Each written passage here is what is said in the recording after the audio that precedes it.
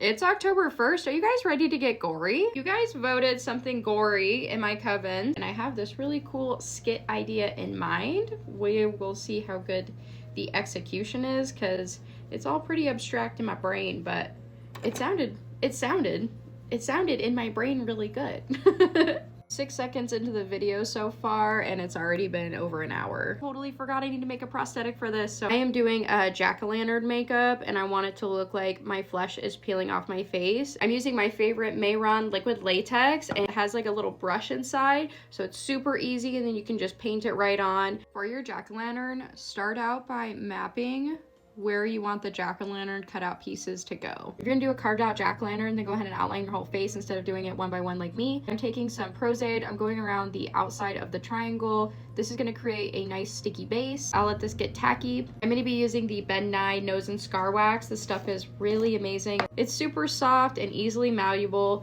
You just wanna roll it into a little wormy. It's nice and tacky on the face.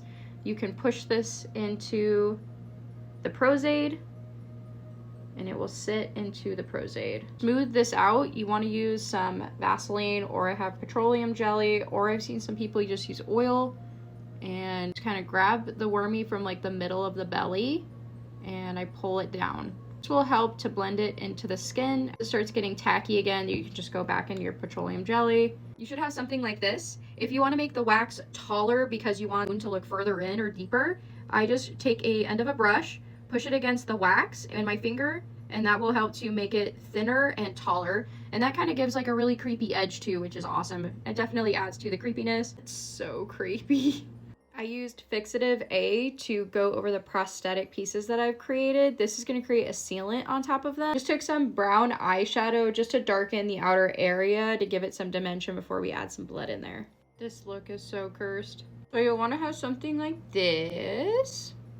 I want to shout out Glam and Gore because she was the first person I ever saw do like a carved out jack-o'-lantern, so I want to give her some reference, some credit. I made this brain mold. I have this mold for a brain. I did gelatin, glycerin, and water with some dye. I want to put this on my head, and I want to make it look like this hand is like pulling my brain out.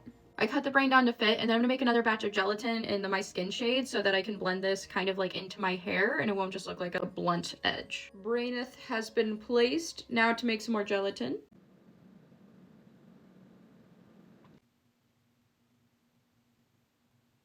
Gelatin is so much fun. Our finished look. I made these little gelatin bits so when I do the video I want it to look like I'm like pulling like brains out of my head. Happy Halloween.